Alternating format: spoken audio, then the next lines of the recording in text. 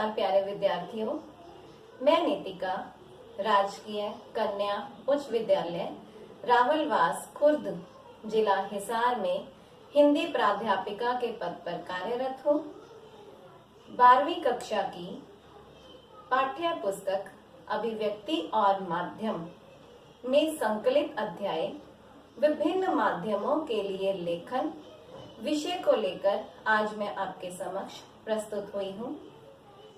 विषय के विस्तार को देखते हुए मैंने इस प्रस्तुति को 2 भागों में विभाजित किया है। अतः ये प्रस्तुति अर्थात विभिन्न माध्यमों के लिए लेखन की प्रस्तुति 2 भागों में की जाएगी। आइए प्रथम भाग को हम देखते हैं। प्रस्तुति आरंभ करते हैं। इस प्रस्तुति को तैयार करवाने में डॉक्टर योगेश वशिष्ठ जी की अहम भूमिका रही है। उनके कुशल मार्गदर्शन एवं अमूल्य सुझावों के कारण ही आज मैं इस प्रस्तुति को आपके समक्ष ला पाई हूँ। अब मैं आपके समक्ष विभिन्न माध्यमों के लिए लेखन विषय आधारित अपनी प्रस्तुति के प्रथम भाग को प्रस्तुत करने जा रही हूँ। प्रिय विद्यार्थियों, इस प्रस्तुति में मुख्य बिंदु जो रहेंगे वो इस प्रकार हैं। जनसंचार माध्यम। जनसंचार माध्यम वे तकनीकी या यांत्रिक माध्यम होते हैं जिनकी सहायता से हम समाज के विशाल जनसमूह से संवाद स्थापित कर सकते हैं या सूचना आदि देने का प्रयास भी सफलतापूर्वक कर सकते हैं। जनसंचार माध्यम के 4 महत्वपूर्ण रूप होते हैं। मुद्रित माध्यम। मुद्रित माध्यम हमें पता है, पत्र पत्रिकाएं आदि 1556 में भारत में पहला छापाखाना स्थापित हुआ। श्रव्य माध्यम। श्रव्य माध्यम जैसे कि रेडियो जो सुनने का माध्यम होता है, जिससे हम सुनकर सूचनाएं प्राप्त करते हैं और साथ में हमारा मनोरंजन भी होता है। भारत में रेडियो प्रसारण की सुविधा 1927 से आरंभ हो गई थी। श्रव्य दृश्य माध्यम जिसमें दृश्य भी हो और श्रव्य भी हो, यानी कि सुन भी सकें और देख भी सकें। भारत के इतिहास में जो टेलीविजन की सुविधा है वो 15 सितंबर 1959 से शुरू हो गई थी। अंत में जो मुख्य आज के समय में सशक्त माध्यम है वो है मुद्रित श्रव्य दृश्य माध्यम, जिसमें सभी सुविधाएं हैं। मुद्रित भी है, श्रव्य भी है और दृश्य भी है। ऐसा माध्यम है इंटरनेट, जिसे हम अंतर्जाल भी कहते हैं। तो एक बार दोबारा से मैं आपको बिंदु बता देती हूँ जो हमने इस प्रस्तुति में पढ़ने हैं, अध्ययन करने हैं। जनसंचार माध्यम, प्रिंट माध्यम यानी कि मुद्रित माध्यम की खूबियां और खामियां। मुद्रित माध्यम के लिए लिखते समय ध्यान रखने योग्य महत्वपूर्ण बिंदु। रेडियो समाचार की संरचना। रेडियो समाचार लिखते समय ध्यान रखने योग्य महत्वपूर्ण बिंदु। एक मुख्य बिंदु जो बहुत बार पेपर में आता ही है, टेलीविजन पर प्रसारित होने वाली खबरों के अर्थात समाचारों के विभिन्न चरण। तो आइए अब इन विषयों पर, इन बिंदुओं पर हम अध्ययन करते हैं। देखिए, विभिन्न माध्यमों के लिए लेखन में सबसे पहले आपके लिए ये जानना ज़रूरी है कि विभिन्न जनसंचार माध्यमों के लिए लेखन के अलग अलग तरीके हैं। अखबार और पत्र पत्रिकाओं में लिखने की अलग शैली होती है, लेकिन रेडियो और टेलीविज़न के लिए लिखना एक अलग ही कला है। माध्यम अलग अलग हैं, इसलिए उनकी ज़रूरतें भी अलग अलग हैं। विभिन्न माध्यमों के लिए लेखन के अलग अलग तरीकों को समझना हमारे लिए अति आवश्यक है। इन माध्यमों में लिखने के लिए बोलने, लिखने के अतिरिक्त पाठकों, श्रोताओं और दर्शकों की ज़रूरत को भी ध्यान में रखा जाता है। डॉक्टर रघुवीर सहाय हिंदी के प्रमुख कवि, रचनाकार और एक श्रेष्ठ पत्रकार का कहना है, खबर लिखना बहुत ही रचनात्मक काम हो सकता है, उतना ही रचनात्मक जितना कविता लिखना। दोनों का उद्देश्य मनुष्य को और समाज को ताकत पहुंचाना है। खबर में लेखक तथ्यों को बदल नहीं सकता, पर दो या दो से अधिक तथ्यों के मेल से असलियत खोल सकता है। अब हम करते हैं जनसंचार माध्यम से क्या अभिप्राय है। जनसंचार माध्यम वो माध्यम, तकनीकी या यांत्रिक माध्यम जिनकी सहायता से हम समाज के विशाल जनसमूह से संवाद स्थापित करने, सूचना देने एवं मनोरंजन आदि का कार्य करते हैं, उन्हें हम जनसंचार माध्यम कहते हैं। जनसंचार माध्यमों की दो मुख्य विशेषताएं हैं। क्या है कि इनमें फीडबैक, सूचना संदेश पाने की जो प्रतिक्रिया है वो बहुत शीघ्र होती है, तुरंत समाचार प्राप्त हो जाता है और इनमें सूचना देने वाला और प्राप्तकर्ता अर्थात प्राप्त करने वाले के बीच में सीधा संबंध नहीं होता। ये दो बातें आपको भी याद रखनी चाहिए कि जो फीडबैक है यानी कि सूचना या संदेश पाने की प्रतिक्रिया है वो तुरंत हो सकती है, किंतु संचारक और प्राप्तकर्ता के बीच में सीधा संबंध नहीं होता है। अब आप देखिए कि वर्तमान समय में जनसंचार माध्यम के 4 महत्वपूर्ण रूप कौन कौन से हैं। मुद्रित माध्यम, जिसे प्रिंट माध्यम कहा जाता है। इस माध्यम में हम मुख्य रूप से समाचार पत्र, पत्रिकाएं अथवा किसी भी मुद्रित या प्रकाशित माध्यम को हम सम्मिलित करते हैं। ये जनसंचार का प्राचीनतम माध्यम है। इसमें सूचना, समाचार, संदेश आदि को छापकर अर्थात मुद्रित रूप में जन समूह तक पहुंचाया जाता है। जो महत्वपूर्ण बिंदु है, ऐतिहासिक है, वो ये है कि भारत का पहला छापाखाना 1556 ईस्वी में स्थापित हुआ था। अगला करते हैं, दूसरा है श्रव्य माध्यम, जैसे कि रेडियो।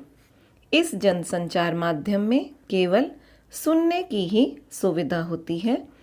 श्रव्य माध्यम है ये, सूचना, संदेश आदि जो प्राप्त किए जाते हैं वो सुनकर प्राप्त किए जाते हैं, कोई दृश्य नहीं होता इसमें। ये जनसंचार माध्यम जो मुद्रित माध्यम है उसकी तुलना में अधिक प्रभावी और उपयोगी सिद्ध हुआ है, क्योंकि जो पढ़े लिखे नहीं हैं, जिनको पढ़ना नहीं आता, वो भी इस माध्यम का लाभ उठा सकते हैं, इससे जानकारी प्राप्त कर सकते हैं। भारत में रेडियो प्रसारण की सुविधा सन 1927 से आरंभ हो गई थी। तीसरा है श्रव्य दृश्य माध्यम, जैसे कि टेलीविज़न। इस जनसंचार माध्यम में सुनने के साथ साथ दृश्य देखने की सुविधा भी हमारे पास होती है, हमें उपलब्ध होती है। तो इस जनसंचार माध्यम के महंगा होने पर भी यह अति लोकप्रिय है और अधिकांश घरों में, अधिकतम घरों में पाया जाता है। भारत में टेलीविज़न की शुरुआत 15 सितंबर 1959 को हुई थी। अब आता है जनसंचार का बहुत बहुत सशक्त माध्यम, जो कि है मुद्रित, श्रव्य और दृश्य माध्यम।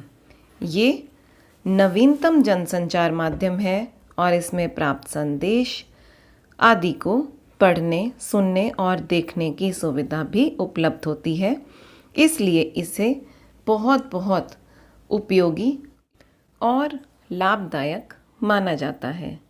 भारत में इंटरनेट पत्रकारिता की शुरुआत 1982 में शुरू हो गई थी। आज इंटरनेट पत्रकारिता का दौर अपने विकसित रूप में पहुंच चुका है। आप नियमित रूप से समाचार पत्र तो पढ़ते ही होंगे। इन सब के अतिरिक्त मनोरंजन या समाचार जानने के लिए टीवी भी देखते होंगे, रेडियो भी सुनते होंगे और कभी कभार या आजकल लॉकडाउन के समय में आप इंटरनेट पर भी समाचार देखते, पढ़ते और सुनते होंगे। क्या आपने कभी इस बात पर गौर किया है कि जनसंचार के इन सभी प्रमुख माध्यमों में समाचारों के लेखन और प्रस्तुति में क्या अंतर है? यह तो निश्चित ही है कि इन सभी माध्यमों में समाचार की लेखन शैली, भाषा और प्रस्तुति में अनेकों अंतर हैं। सबसे सहज और आसानी से नज़र आने वाला जो अंतर है वो ये है कि जहाँ अखबार पढ़ने के लिए है, वहीं रेडियो सुनने के लिए है और टीवी देखने के लिए ज़्यादा महत्वपूर्ण है। इंटरनेट पर पढ़ने, सुनने और देखने तीनों की सुविधा है। प्रिंट माध्यम जो है या मुद्रित माध्यम जो है उसे स्थायी माना जा सकता है, उसे हम सहेज कर रख सकते हैं। जनसंचार के विभिन्न माध्यमों के बीच फ़र्क को समझने के लिए सभी माध्यमों के लेखन की बारीकियों को समझना बहुत ज़रूरी है। इन माध्यमों के बीच के अंतर को आप तभी समझ सकते हैं जब हम हर माध्यम के थोड़ा सा इतिहास जानते हों, उसकी खूबियाँ और खामियाँ भी जानते हों, उसके साथ साथ हम उस माध्यम को किस तरह से प्रयोग किया जाता है ये भी जानते हों। खबर लिखते समय हमें इनका पूरा ध्यान रखना चाहिए। इन माध्यमों की आवश्यकता को समझना बहुत आवश्यक है। आधुनिक जनसंचार माध्यमों में प्रिंट माध्यम अर्थात मुद्रित माध्यम सबसे पुराना है। यद्यपि बहुत पहले से ही मुद्रण का प्रचलन तो आरंभ हो चुका था, किंतु आज हम जिस मुद्रण के आधार पर मुद्रित सामग्री को जनसंचार के रूप में स्वीकार करते हैं, उसका आविष्कार जर्मनी के गुटेनबर्ग ने सन 1455 में किया था। सन 1455 में भारत में पहला छापा खाना मैं आपको पहले ही बता चुकी हूँ 1556 में गोवा में स्थापित हुआ था। तब से लेकर आज तक मुद्रण की तकनीक में प्रतिदिन नए अंतर आ रहे हैं, सकारात्मक अंतर परिवर्तन हो रहे हैं। जनसंचार माध्यमों में मुद्रित माध्यम की खूबियों और खामियों का अगर उल्लेख करें तो उसमें खूबियों में सबसे बड़ी खूबी, सबसे पहली खूबी हम ये कह सकते हैं स्थायित्व। इस माध्यम में छपे हुए शब्दों में स्थायित्व होता है। अपनी सुविधा, रुचि के अनुसार किसी भी समाचार को पहले या बाद में पढ़ा जा सकता है। हम जितनी बार चाहें, जब चाहें, तब उस संदेश, समाचार आदि को पढ़ सकते हैं। इस तरह से ये माध्यम पाठक या संदेश प्राप्तकर्ता को उसकी रुचि, स्वभाव, परिस्थिति के अनुसार सूचना, संदेश आदि को पढ़ने और समझने का अवसर देता है। दूसरी खूबी हम कह सकते हैं भाषा का विस्तार। यह लिखित भाषा का विस्तार है। इसमें भाषा के व्याकरण, वर्तनी आदि को ध्यान में रखकर ही भाषा का प्रयोग किया जाता है। इसमें प्रचलित भाषा का प्रयोग करके अधिकाधिक लोगों तक सूचना, समाचार एवं मनोरंजन की सामग्री पहुंचाई जा सकती है। तीसरी खूबी हम बात करें तो चिंतन, विचार और विश्लेषण का माध्यम है। इस माध्यम से हम किसी भी विषय पर अपने विचार, उसका चिंतन और विश्लेषण भी प्रस्तुत कर सकते हैं। उदाहरण के रूप में कहा जा सकता है कि यदि देश में कोई नीति बनती है तब उसके समस्त पहलुओं पर हम पढ़ सकते हैं, अपने विचार भी दे सकते हैं, आगामी प्रभाव को भी जान सकते हैं। जैसे कि आज के समय में नई शिक्षा नीति पर बात होती है तो उसके बारे में भी हम अपने सकारात्मक अथवा नकारात्मक पहलुओं का विश्लेषण कर सकते हैं और साथ में उसके आगामी प्रभावों पर भी हम विचार कर सकते हैं। सुगमता, चौथा बिंदु हम कहेंगे सुगमता। मुद्रित माध्यम इसलिए भी अधिक लोकप्रिय है क्योंकि ये सुगम है, सरल है और एक सस्ता माध्यम है। यात्रा के दौरान हम बिना पैसे के भी अपने साथ वाले व्यक्ति से समाचार पत्र कुछ समय के लिए मांगकर अथवा 2 से 3 रुपए में ही खरीद कर पढ़ सकते हैं। तो ये एक सस्ता माध्यम है। प्रतीक्षा के क्षणों में भी अथवा यात्रा के समय में या किसी भी समय, वैसे अधिकांश लोग सुबह सुबह इसको पढ़ते हैं और जानकारी प्राप्त करते हैं। इन सब के अतिरिक्त मुद्रित माध्यमों की और बहुत सी खूबियां हैं, जैसे कि सूचना देना, शिक्षित करना, मनोरंजन करना, तय करना आदि आदि। अब हम इसकी खामियों पर बात करते हैं। पहली खामी, जो सबसे बड़ी खामी है, वो है साक्षरता की अनिवार्यता। इस जनसंचार माध्यम की सबसे बड़ी कमी ये है कि इसका प्रयोग केवल शिक्षित अर्थात साक्षर व्यक्ति ही कर सकता है। अशिक्षित या निरक्षर व्यक्ति इसका प्रयोग नहीं कर पाता। हाँ, चित्र अवश्य देख सकता है। दूसरी, नवीनतम सूचनाओं का अभाव। मुद्रित माध्यम में नवीनतम सूचनाएं नहीं मिल पाती हैं। इंटरनेट के द्वारा हम उसी सेकंड में, उसी मिनट में जानकारी प्राप्त कर सकते हैं, किंतु इसके लिए हमें 8-10 घंटों तक का इंतज़ार करना पड़ सकता है। समाचार पत्र आदि का प्रकाशन निश्चित समय पर ही होता है और छपने से लेकर पाठक या प्राप्तकर्ता तक पहुंचने में ये माध्यम अपेक्षाकृत और माध्यमों से अधिक समय लेता है। इस कारण से ये भी एक बहुत बड़ी कमी कह सकते हैं। उसके अतिरिक्त लेखन के लिए स्थान की कमी। किसी भी घटना, सूचना आदि के लिए सीमित स्थान का ही प्रयोग करना पड़ता है। समाचार पत्र के निश्चित पन्ने होते हैं। इस कारण से जो भी अधिकाधिक महत्वपूर्ण समाचार है, उसे आरंभ में प्रकाशित किया जाता है। समाचार घटना आदि के महत्व के आधार पर ही उसमें उनका विवरण होता है। अपेक्षाकृत कम महत्व वाली सूचनाओं को इसमें स्थान भी नहीं मिल पाता। ये भी एक बहुत बड़ी कमी है। प्रिय विद्यार्थियों, जनसंचार माध्यमों में प्रिंट माध्यम की खूबियाँ और खामियाँ करने के पश्चात हम अब बात करते हैं मुद्रित माध्यम के लिए लिखते समय हमें किन किन महत्वपूर्ण बिंदुओं का, महत्वपूर्ण बातों का ध्यान रखना चाहिए। प्रिंट माध्यम या मुद्रित माध्यम में ले लिए मुख्य बातें इस प्रकार हैं। अति आवश्यक बिंदु। मुद्रित माध्यम के लिए लिखते समय भाषा, व्याकरण, वर्तनी आदि की शुद्धता का ध्यान अवश्य रखना अति आवश्यक है।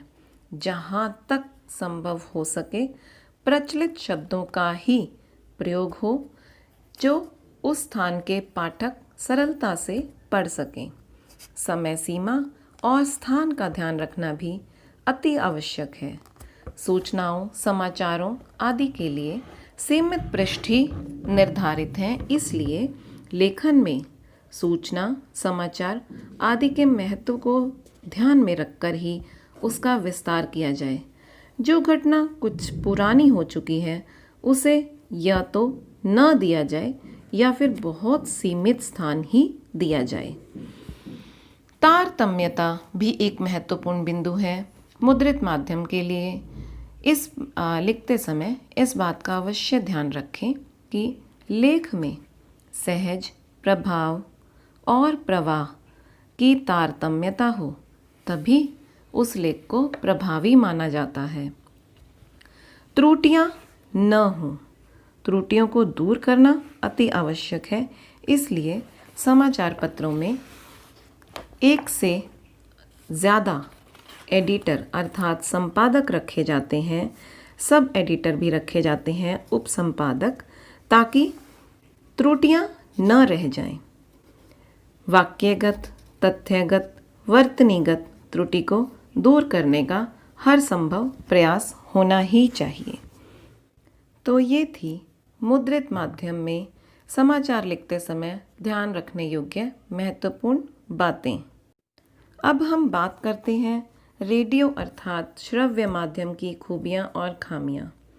खूबियों में सबसे पहले हम बात करेंगे कि इस माध्यम का प्रयोग उन क्षेत्रों के लोग भी कर सकते हैं जो भौगोलिक बाधाएं यथा पर्वत, जंगल आदि के कारण समाज से अलग थलग रहते हैं या उन्हें रहना पड़ता है, उन तक भी फ्रीक्वेंसी जाती है और वो भी रेडियो से प्राप्त सूचनाओं, मनोरंजन, समाचार आदि का लाभ उठा सकते हैं।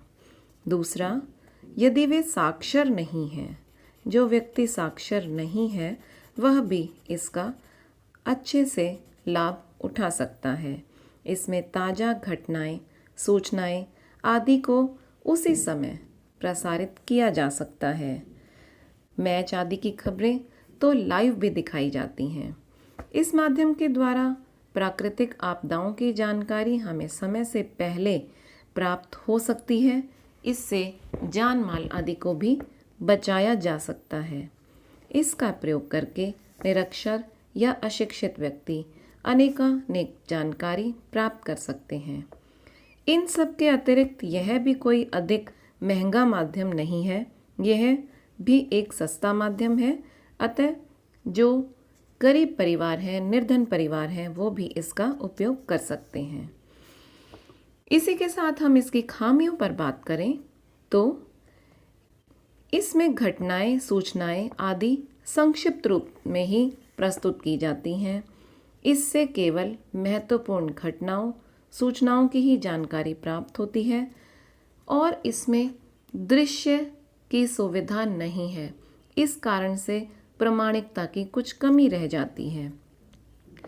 किसी भी प्रकार के व्यवधान जैसे कि शोर या फ्रीक्वेंसी का ना आना, अचानक से बिजली का चले जाना या और भी बहुत सी बाधाएं आने पर समाचार या सूचना आदि को ग्रहण करने में बाधा आती है, कठिनाई आती है। इससे प्राप्त होने वाली सूचनाएं प्राप्तकर्ता को निश्चित समय पर सचेत होकर सुननी पड़ती हैं। यदि उस 1 मिनट या उस 1 क्षण, उस 30 सेकंड जितना भी समय उस समाचार को देने में लगा, यदि उस समय पर कोई बीच में बोल दे या कोई भी बाधा आ जाए तो सही प्रकार से सूचना प्राप्त नहीं हो पाती है। ये इसकी कमियों में सबसे बड़ी कमी मानी जाती है। अब हम बात करते हैं रेडियो समाचार की संरचना अथवा समाचार लेखन की। उल्टा पिरामिड शैली क्या है? यही शैली समाचार पत्रों में भी प्रयोग होती है। इसे हम बात करेंगे इस प्रकार से कि समाचार लेखन की सबसे अधिक प्रचलित और प्रभावी शैली है उल्टा पिरामिड शैली। अधिकाधिक 90 से 95% तक समाचार पत्र इसी शैली का ही प्रयोग करते हैं। तो समाचार लेखन की उल्टा पिरामिड शैली क्या है और उसकी विशेषताएं क्या हैं, इसके बारे में हम बात करते हैं। आपको यहाँ पर जो एक त्रिकोण उल्टा बना हुआ दिख रहा है, उसके आधार पर ही आपको जानकारी मिलेगी। प्रिय विद्यार्थियों, आप इस उल्टा पिरामिड को बनाना ठीक प्रकार से सीख लीजिए और इसकी विशेषताएं क्या हैं उसे भी समझ लीजिए। इसमें सबसे महत्वपूर्ण तथ्य को सबसे पहले लिखा जाता है। समाचार का इंट्रो या लीड या कहें मुखड़ा, एक ही बात है, उसे सबसे पहले लिखा जाएगा। समाचार का सबसे महत्वपूर्ण हिस्सा कि क्या हुआ, कहाँ पर हुआ, कब हुआ, इसे सबसे पहले लिखा जाता है और समाचार के मूल तत्व को इसमें 2 से 3 पंक्तियों में प्रस्तुत किया जाता है। ज़्यादा भी हो सकती हैं और समाचार के आधार पर कम भी हो सकती हैं पंक्तियाँ। इसके उपरांत समाचार की बॉडी, जिसे कि समाचार के विस्तृत विवरण को घटते हुए महत्व क्रम में लिखा जाता है। अर्थात घटता हुआ महत्व क्रम, जो विषय, जो बात कम महत्वपूर्ण है उसे अंत में दिया जाए। समाचार के अंत में समापन आता है जिसमें प्रासंगिक तथ्य, सूचनाएं आदि दी जा सकती हैं। इसमें कोई भी निष्कर्ष नहीं दिया जाता है, समापन में ही इसे पूरा कर दिया जाता है। उल्टा पिरामिड शैली में लिखा हुआ समाचार किसी कहानी के बिल्कुल विपरीत होता है।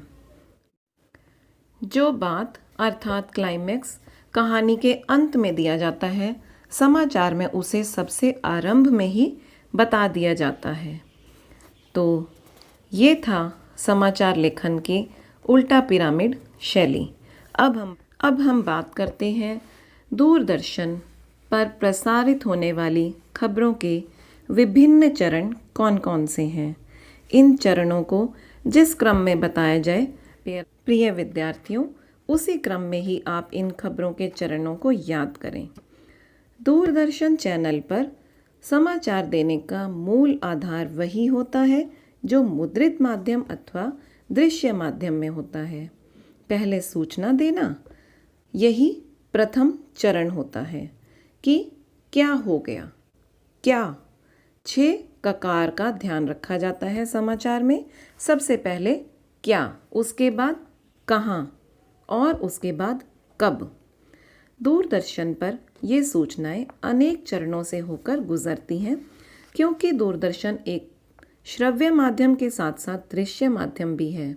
इसलिए खबरों के चरणों को पहले श्रव्य से दृश्य तक ले जाया जाता है।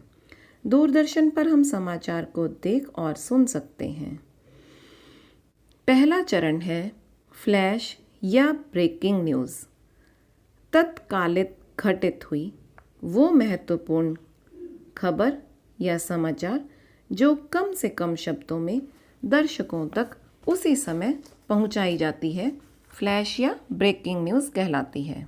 ध्यान रहे, इसमें कम से कम शब्दों में ही समाचार दिया जाता है। इसके बाद आता है दूसरा चरण, ड्राई एंकर। इसमें एंकर समाचारों के बारे में दर्शकों को बताता है कि कहाँ, कब, कैसे और क्या हुआ। कहाँ, कब, कैसे और क्या हुआ। 6 ककार में से ये 4 ककार यहाँ पर पूरे हो जाते हैं। जब तक समाचार के दृश्य स्टूडियो में नहीं पहुँचते हैं, अर्थात दर्शकों, प्रेक्षकों तक पहुँचाने लायक नहीं होते हैं, तब तक एंकर संवाददाता से प्राप्त सूचनाओं और जानकारियों के आधार पर ही प्रेक्षकों, दर्शकों को ये सब बताता है। तीसरा चरण आता है फ़ोन इन। ड्राई एंकर के बाद फ़ोन इन से बहुत विस्तृत समाचार दर्शकों तक पहुंचाए जाते हैं। इसमें एंकर संवाददाता फ़ोन के ही माध्यम से सूचनाएं एकत्रित करता है। संवाददाता घटना वाले स्थान पर विद्यमान रहता है और वहीं से ही एंकर को सूचनाएं देता है, जिसे एंकर दर्शकों तक प्रसारित करता है। इसके बाद आता है एंकर विजुअल।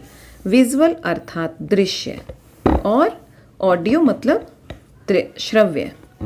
एंकर विजुअल, इस के बाद घटना से संबंधित दृश्य प्राप्त हो जाते हैं और उन दृश्यों को उचित प्रकार से संपादित करके प्रेक्षकों तक, दर्शकों तक पहुंचाया जाता है। उन दृश्यों को आधार बनाकर समाचार लिखा जाता है और एंकर उस समाचार को पढ़कर दर्शकों को सुनाता है। यहाँ ध्यान रखिए, दृश्य और श्रव्य दोनों माध्यम प्रयुक्त होने लगे हैं। पहले दृश्य होता था किंतु घटना का दृश्य नहीं था। इस समाचार का आरंभ पहले सूचना से होता है और बाद में घटनाओं से संबंधित दृश्य भी दिखाई देने लगते हैं। एंकर बाइट, 5वां चरण है एंकर बाइट। बाइट अर्थात कथन। टेलीविज़न मीडिया में बाइट का विशेष महत्व है। टीवी की किसी भी खबर को प्रमाणित करने के लिए, पुष्ट करने के लिए घटना के दृश्य दिखाए जाते हैं और यही टेलीविज़न माध्यम का सबसे अधिक लाभ है। प्रत्यक्षदर्शियों या संबंधित व्यक्तियों के कथन भी दिखाए और सुनाए जाते हैं। इन सब से प्रामाणिकता सिद्ध हो जाती है। अब छठा है लाइव, अति महत्वपूर्ण चरण। लाइव से अभिप्राय है किसी समाचार या घटना का घटना स्थल से सीधा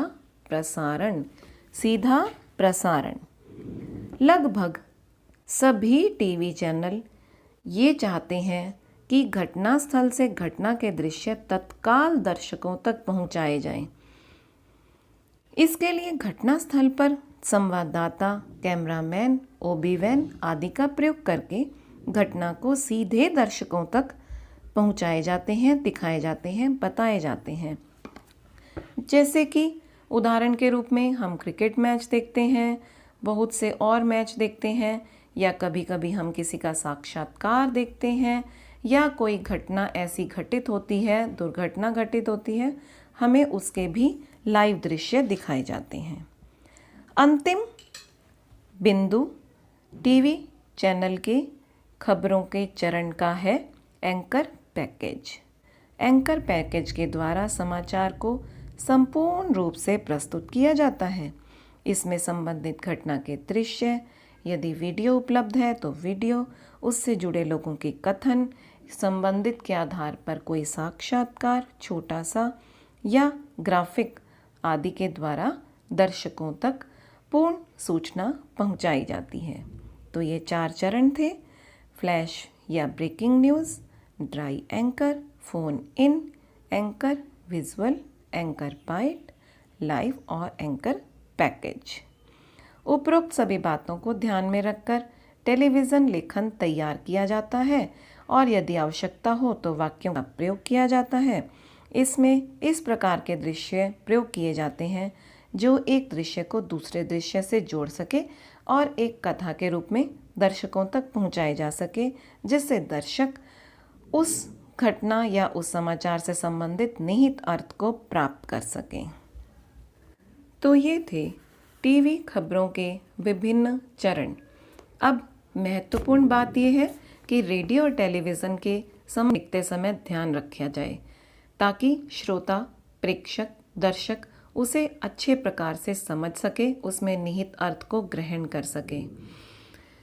टीवी, रेडियो के श्रोता और दर्शक सुशिक्षित, अर्धशिक्षित और अनपढ़ लोग भी होते हैं। अगर महानगरों के उच्च वर्ग और मध्यम वर्ग के लोग इनको देखते और सुनते हैं तो किसान लोग और मजदूर भी रेडियो और टीवी देखते और सुनते हैं। इसलिए ऐसी भाषा का प्रयोग किया जाए जो सभी की समझ में आ सके, सभी सरलता से उसे समझ सकें। भाषा के स्तर और उसकी गरिमा का भी पूर्ण ध्यान रखा जाए। रेडियो टेलीविज़न में प्रयोग होने वाली भाषा शैली के लिए महत्वपूर्ण बातें जो ध्यान रखनी चाहिए वो हैं: भाषा सरल, सहज और बोधगम्य हो, भाषा में प्रवाहमयता और लयात्मकता हो, इस प्रकार के शब्दों का प्रयोग न किया जाए जो संदेह युक्त हो, गैर महत्वपूर्ण या ज़रूरी विशेषणों, समासिक, तत्सम शब्दों और अतिरंजित उपमाओं का प्रयोग न किया जाए ताकि भाषा अधिक बोझिल न होकर सरल रहे। शिथिल वाक्यों से भी बचना ज़रूरी है। प्रायः प्रचलित और सहज शब्दों का ही प्रयोग किया जाए। भाषा में प्रयुक्त वाक्यों से यह न लगे कि कुछ टूटता या छूटता जा रहा हो। पूर्ण होना चाहिए वाक्य ताकि सभी की समझ में आ सके। मुहावरों आदि का प्रयोग किया जाए किंतु आवश्यकतानुसार और स्वाभाविक रूप से ही किया जाए। अधिक मुहावरेदार भाषा अनपढ़ लोगों के लिए या अर्धशिक्षित व्यक्तियों के लिए बोझिल हो सकती है, इससे बचा जाना चाहिए। समाचार पत्रों में जिन शब्दों का प्रयोग किया जाता है, रेडियो टीवी में उनका प्रयोग न किया जाए। जैसे कि बहुत से ऐसे पारिभाषिक या तकनीकी शब्द होते हैं, उनसे बचा जाए और सरल शब्दावली रखी जाए। स्पष्ट शब्दावली हो, वाक्य छोटे हों, सीधे हों, सरल हों। जैसे कि इन प्रकार के शब्दों का प्रयोग न हो: अधो हस्ताक्षरित, क्रमांक, उपरोक्त, निम्नलिखित आदि आदि। इस प्रकार के शब्द बहुत भारी भरकम माने जाते हैं, इनका प्रयोग न के बराबर हो। रेडियो समाचार लिखते समय इन बातों का अवश्य ध्यान रखा जाए कि समाचार साफ सुथरे कागज़ पर टाइप किया गया हो, पर्याप्त स्थान जिसे हाशिया भी कहा जाता है छोड़ा गया हो, पंक्तियों के बीच में पर्याप्त स्थान दिया गया हो ताकि एक पंक्ति दूसरे के बीच में चिन्हों का प्रयोग जैसे कि प्रतिशत, डॉलर, रुपए आदि का के लिए न किया जाए, बल्कि उनके स्थान पर प्रतिशत शब्द बोला जाए। रेडियो में तो समाचार लिखते समय अंकों के प्रयोग पर भी बहुत ध्यान देना चाहिए। 1, 2, 3 आदि का प्रयोग तो सही है। 11 से 999 तक की संख्या को अंकों जैसे कि 16, 19, 73 इस तरह से लिखा जाए। उसी प्रकार अंकों में दशमलव का प्रयोग कम से कम करना चाहिए। पूर्णांक निकटतम पूर्णांक तक लिखा जाना चाहिए। दशमलव का प्रयोग न करके पूर्णांक तक उस संख्या को लिखा जाए। तो ये थी रेडियो एवं टीवी समाचारों को लिखने के लिए महत्वपूर्ण बातें जिनका हमें अवश्य ध्यान रखना चाहिए। प्रिय विद्यार्थियों, अब तक हमने जो पढ़ा है एक बार पुनः दोबारा से देख लेते हैं। जनसंचार माध्यम के 3-4 रूपों के बारे में हमने बात की है। मुद्रित माध्यम, श्रव्य दृश्य माध्यम एवं इंटरनेट अंतर्जाल, जो कि मुद्रित, दृश्य और श्रव्य माध्यम है। इन सब के अतिरिक्त हमने अध्ययन किया जनसंचार माध्यमों में मुद्रित माध्यम की क्या खूबियां हैं, क्या खामियां हैं, और साथ में हमने पढ़ा मुद्रित माध्यमों के लिए समाचार लिखते समय किन बातों का ध्यान रखना अति आवश्यक है। इसके साथ साथ हमने रेडियो समाचारों की खूबियां खामियां पढ़ी और उनके भी समाचारों को लिखते समय किन बातों का ध्यान रखना चाहिए ये भी हमने पढ़ा। रेडियो समाचार की संरचना अर्थात उल्टा पिरामिड शैली, समाचार लिखने की उल्टा पिरामिड शैली क्या है इसे हमने समझा, और अंत में हमने टेलीविज़न पर प्रसारित होने वाली खबरों अर्थात समाचारों के विभिन्न चरणों को पढ़ा। अब हम इसी की पुनरावृत्ति कुछ अभ्यास के प्रश्नों के द्वारा करते हैं। आपको यहाँ एक प्रश्न दिया गया है, उसके 4 विकल्प दिए गए हैं। उनमें से जो विकल्प आपको सही लगे उसे निशान लगाना है, और यदि सभी सही लगें तो सभी पर भी सही का निशान लगाया जा सकता है। इंटरनेट पत्रकारिता आजकल बहुत लोकप्रिय है क्योंकि प्रथम, इसमें दृश्य एवं प्रिंट दोनों माध्यमों का लाभ मिलता है। द्वितीय, इससे न केवल खबरों का संप्रेषण, पुष्टि, सत्यापन होता है, बल्कि खबरों के बैकग्राउंडर तैयार करने में तत्काल सहायता मिलती है। तो आपको जो सही लगे उसको हमने सही का निशान लगाना है। तो प्रिय विद्यार्थियों, आप बिल्कुल सही उत्तर सोच रहे हैं। इसमें चौथा सही है। इससे न केवल खबरों का संप्रेषण, पुष्टि, सत्यापन होता है, बल्कि खबरों के बैकग्राउंडर तैयार करने में तत्काल सहायता मिलती है। देखिए, ऊपर वाले भी कुछ सीमा तक सही हैं, किंतु सर्वाधिक सही उत्तर चौथा लग रहा है। अगला प्रश्न है, टीवी पर प्रसारित खबरों में सबसे महत्वपूर्ण है विजुअल, नेट, बाइट या चौथा ऑप्शन दिया है उपर्युक्त सभी। तो टीवी पर प्रसारित खबरें विजुअल भी होती हैं, नेट भी होती हैं, बाइट भी होती हैं, तो चौथा ऑप्शन सही है। अब अगला है, रेडियो समाचार की भाषा कैसी हो। ये पहला दिया है जिसमें आम बोलचाल के शब्दों का प्रयोग हो।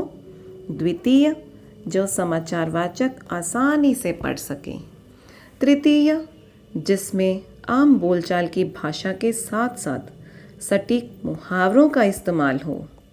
और चतुर्थ दिया है जिसमें समासिक और तत्सम शब्दों की बहुलता हो। तो इसमें आप बताइए, आप जो सोच रहे हैं, जो आपको सही लग रहा है, वही सही है। ग ऑप्शन यानी कि तृतीय सही है, जिसमें आम बोलचाल की भाषा के साथ साथ सटीक मुहावरों का इस्तेमाल हो। तो प्रिय विद्यार्थियों, इन प्रश्नों के अतिरिक्त बहुत छोटे प्रश्न भी हम करते हैं। प्रिय विद्यार्थियों, अब हम कुछ बहुविकल्पीय प्रश्नों को भी कर लेते हैं ताकि ये विषय, ये अध्याय हमें और अच्छे से समझ आ सके। प्रथम है, भारत में पहला छापा खाना कब और कहाँ खुला? पहला, सन 1556 में गोवा में। ख, सन 1580 में पूना में। ग, सन 1680 में लाहौर में। घ, सन 1656 में दिल्ली में। तो मैं जानती हूँ आप सही सोच रहे हैं और वही सही उत्तर है, जो कि है सन 1556 में गोवा में। अब अगला प्रश्न करते हैं। उल्टा पिरामिड शैली में समाचार को कितने भागों में विभक्त किया जा सकता है?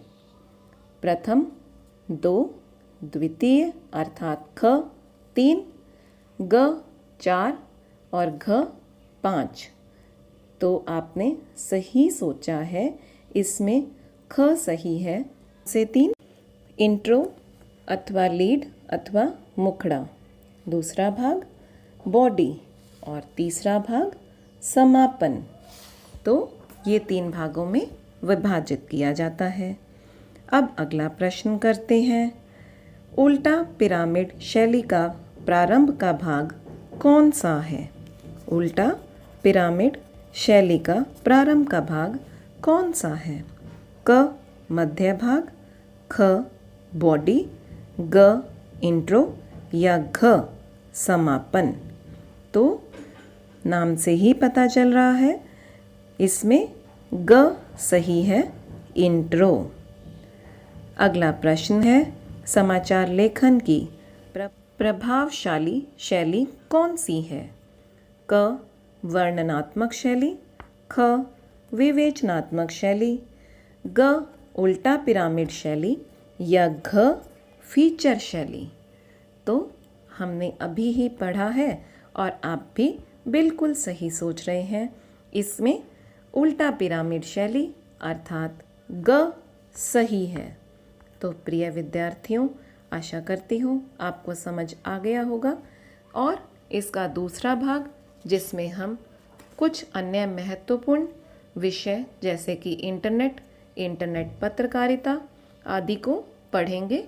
भारत में इंटरनेट पत्रकारिता कब आरंभ हुई, उसका इतिहास, उसकी खूबियाँ खामियाँ सब पढ़ेंगे अगले भाग में। तो आज के लिए इतना ही। धन्यवाद।